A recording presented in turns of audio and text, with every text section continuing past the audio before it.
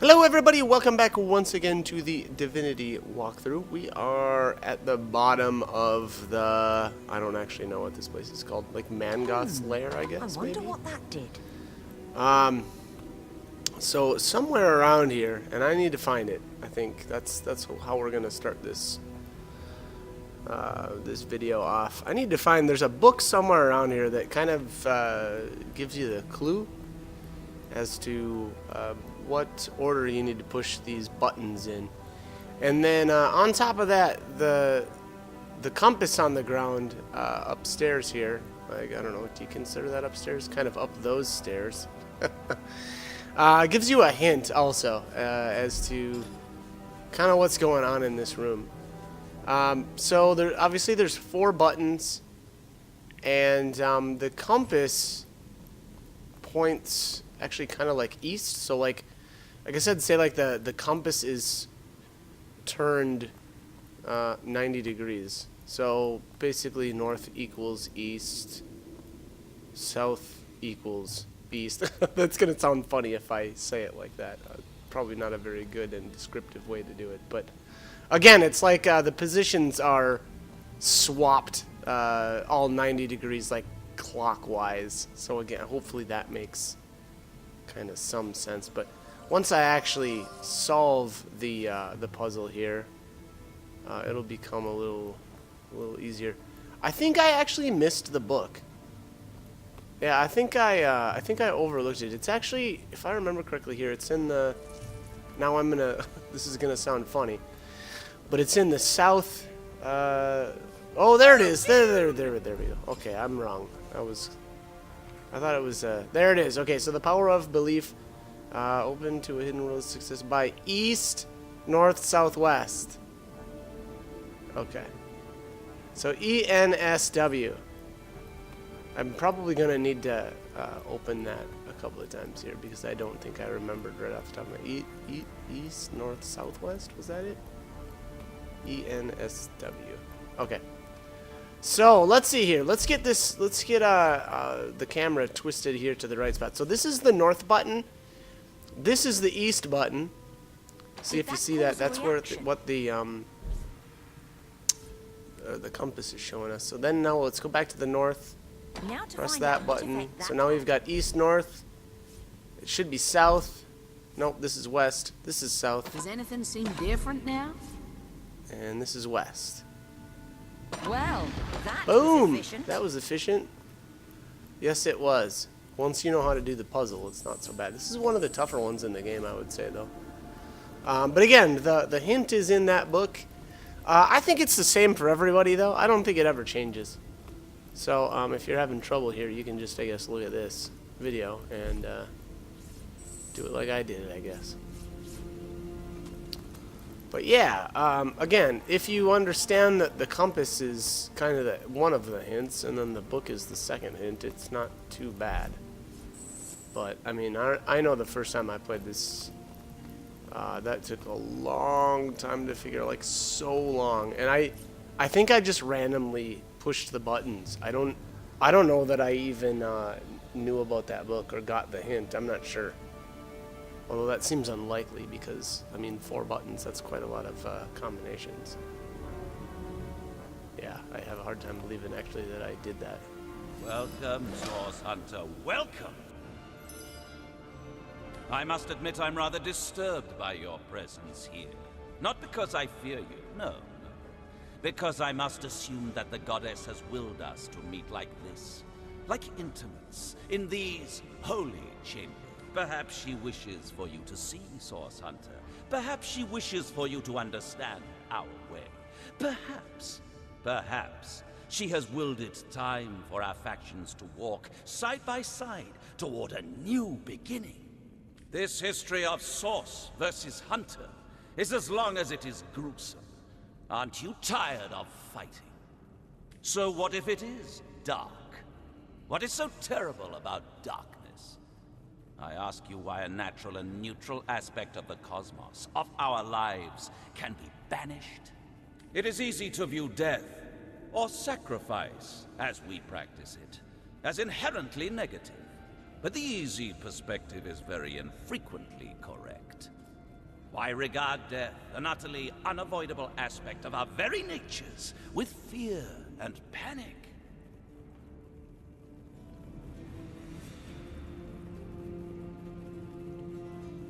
Only by abandoning the fear of death do we truly live. You say Source is dark. We say that to use it is to embrace the so-called darkness within each and every mortal.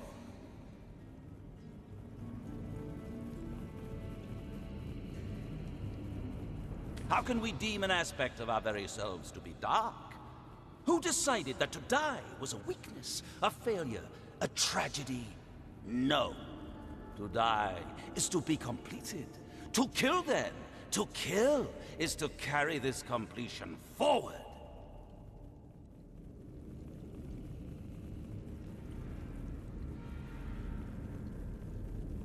Ah, Source Hunter, this is what the Conduit fears you will never understand. For how could you? Your kind are agents of maintenance. You must keep the established order. You must enforce the existing laws. But what if everything you know is a mere shadow of what could be? What if you are regulating a system that is inherently broken? Though I doubt you will grasp this, Source Hunter, we Immaculates have come to believe that the life we live is no true life. And we seek to restore a better, more authentic existence. The original way, Source Hunter. The singular awareness that was once the void. Before we were wrenched apart by existence. Before we were separated into a million warring minds.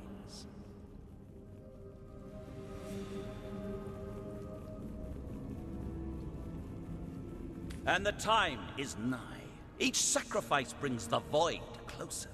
Each bloodstone helps the Conduit to call it nearer.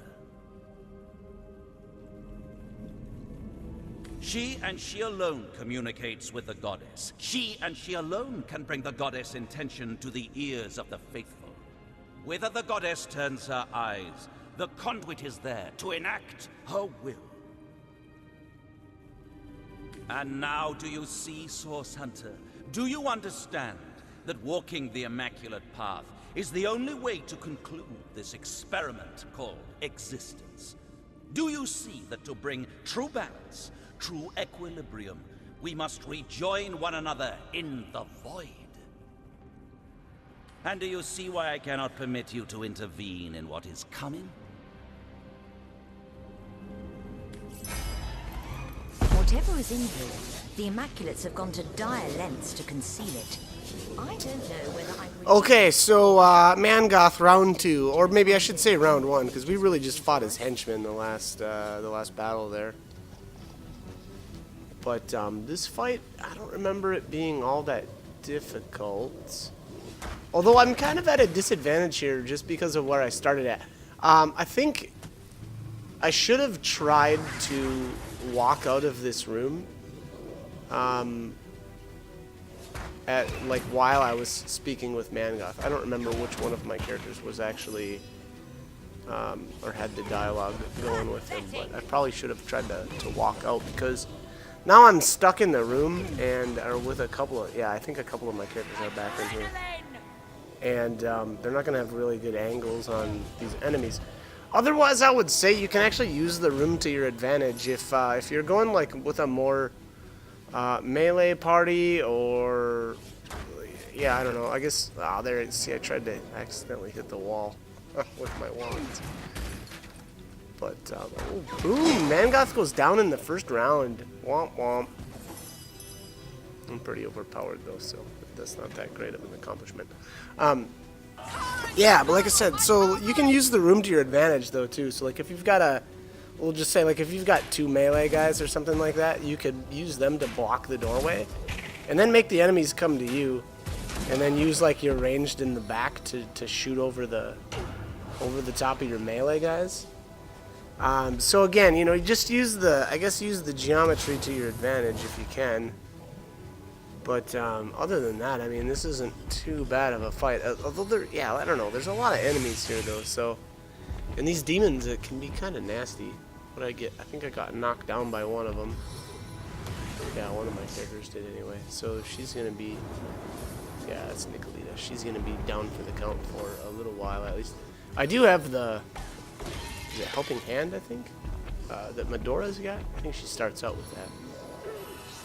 So that at least I can use. But again, if you feel like you need to, you know, use the room to your advantage.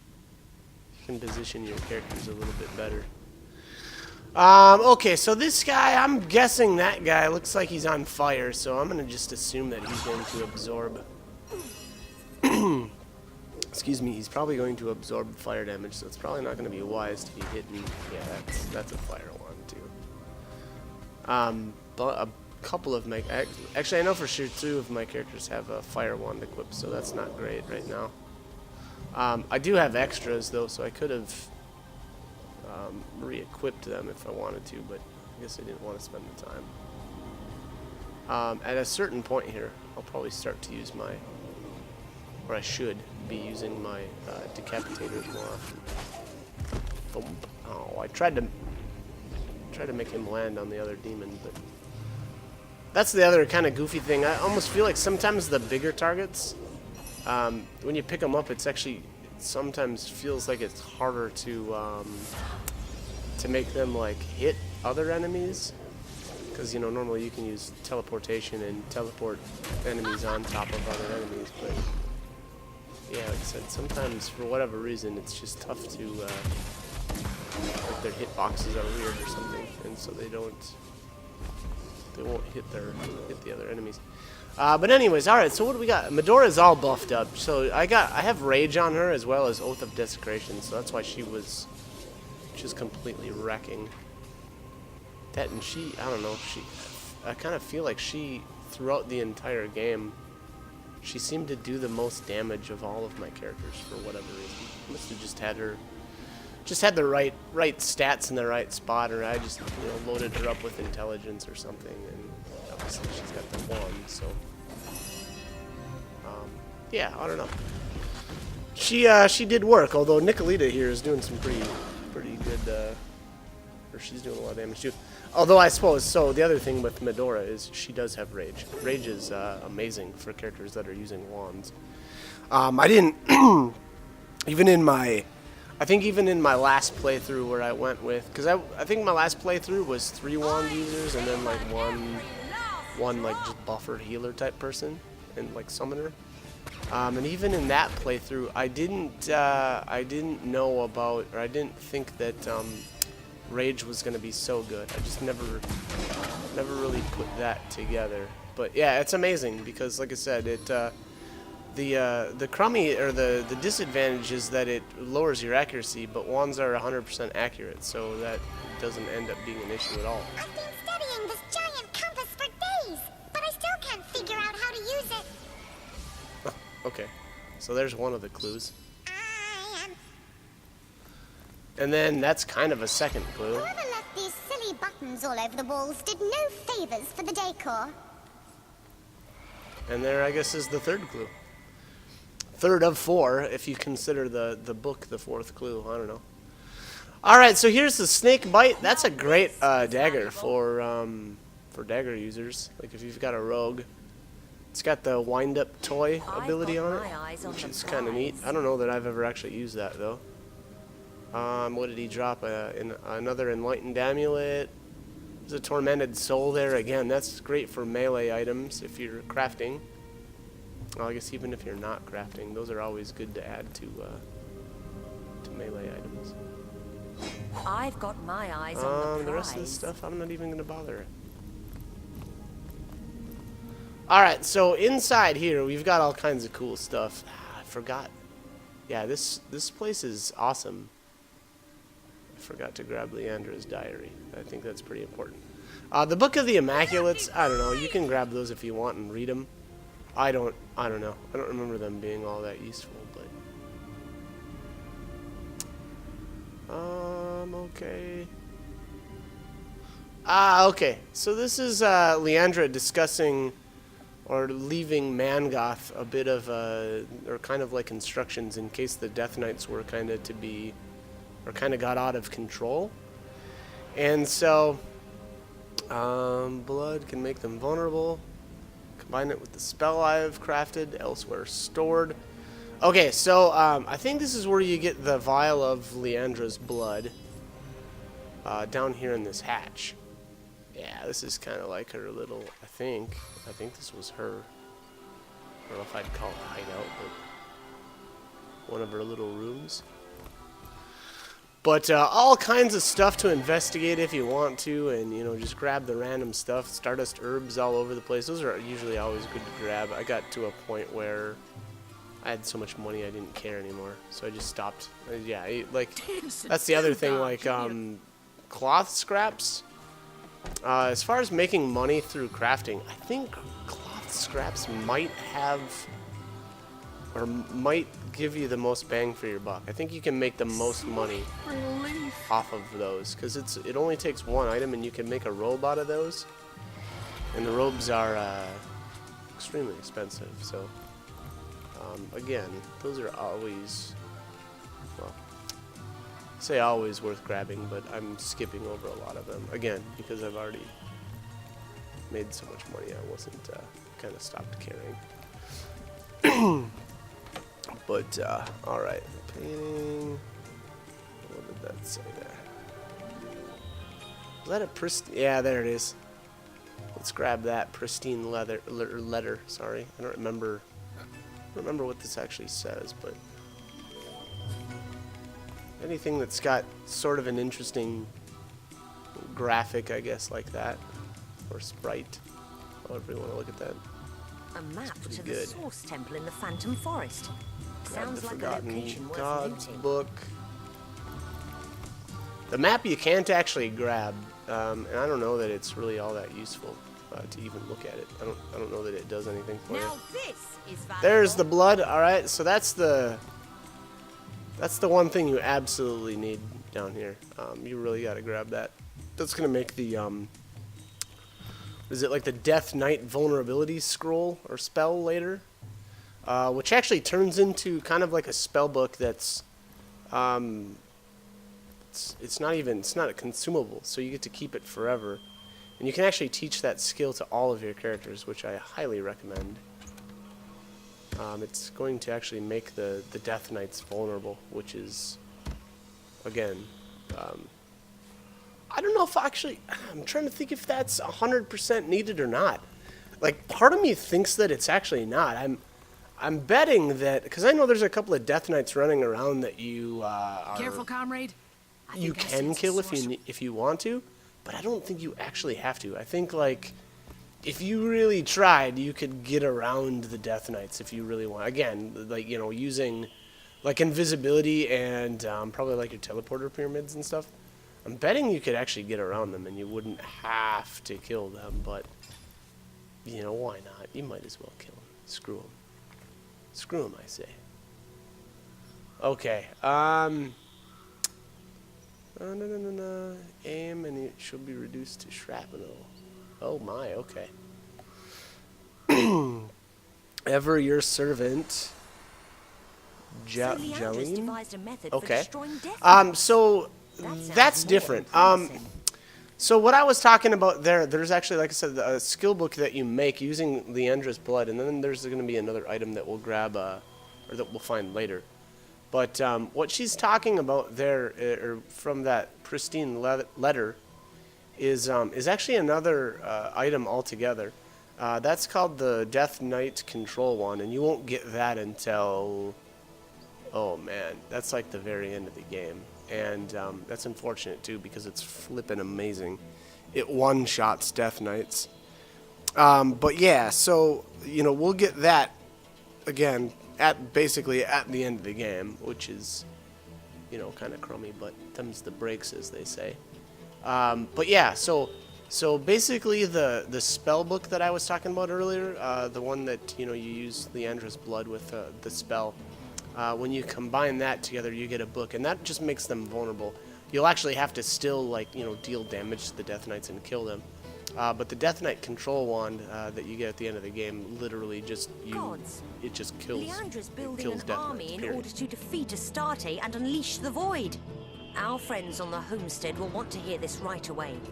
Now that we know exactly what she's doing, we've got the advantage over the so-called conduit.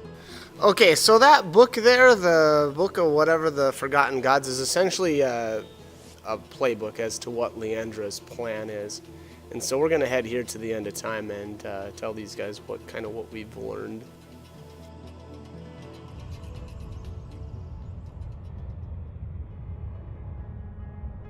There you both are. How jolly. I always do prefer an audience when I give one of my history lessons. My friends, I see you found another starstone. Jolly good of you.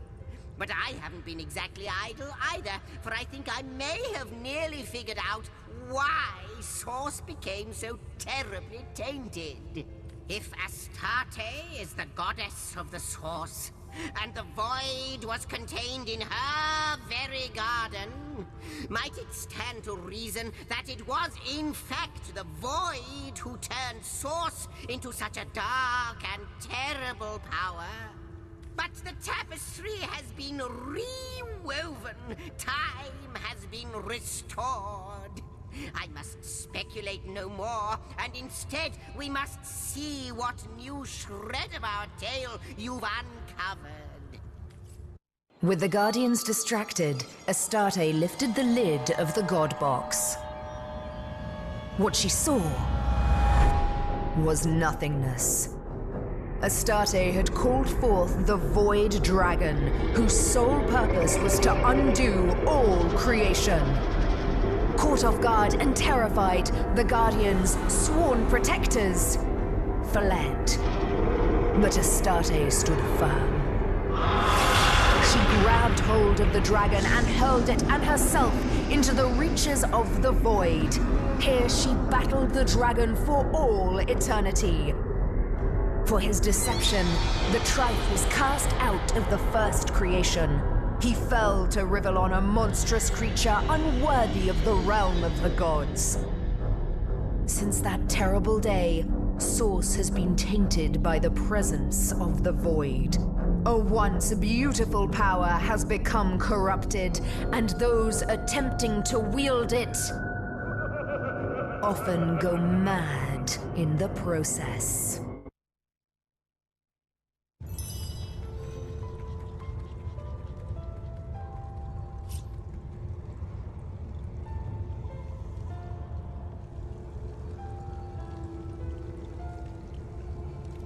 We may have been tricked into allowing Astarte to open the God Box, but we fled when faced with the Void once more. Aye, aye, Captain. No one in their right mind. This mess falls squarely on the Trife's shoulders, not ours.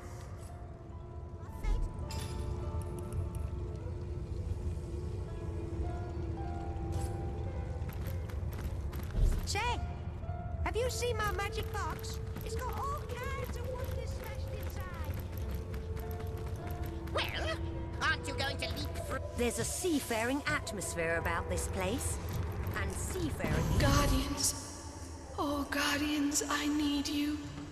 Heed my plea in these void-filled hours. The dragon is overpowering me. Our enemies are battering the fragile gates of time. The skies are darkening, and the stars are being extinguished. You have to reach me. Star stones will pave the way. Find them, use them, empower them, and hurry. Please make haste. Only Starstone can stay the Maelstrom now. Alas, that the damnable stuff is hidden better than a leprechaun's pot of gold. Alright, so I see we've finally unlocked the Trader's Emporium. I love this place. This is probably the best place in the game to buy items. It's either this or Horton. Horton's another good item guy as well. Browse these fine goods from far-flung fairy worlds and local slums the same. Take your time, or don't. Time is meaningless after all. Oh, it seems like an eternity ago. Or was it 1,000 years from now? Huh. I was a simple market peddler on the cobbled streets of Alaroth. It was Master Six-Sex himself who passed one long, or possibly very short, summer by teaching me both the art and science of rift hopping. And I've been trooping to and fro across space and time ever since. Today's special, Bewitched Cat Hair. Alright, so this is Brian. Again, he's kind of like the vendor here in the Trader's Emporium. Ooh, that looks nice. +2 perception and +1 wand. I really like that. +2 dexterity, 1 wand. Meh. It's not as good. Would have been nice though if one of those would have had like immunity to fear. I would have bought it for either Medora or my other Ambrosia there. But all right, that's it for this episode. So as always, hope the guide was helpful and hope you join me for more videos. Thanks for watching.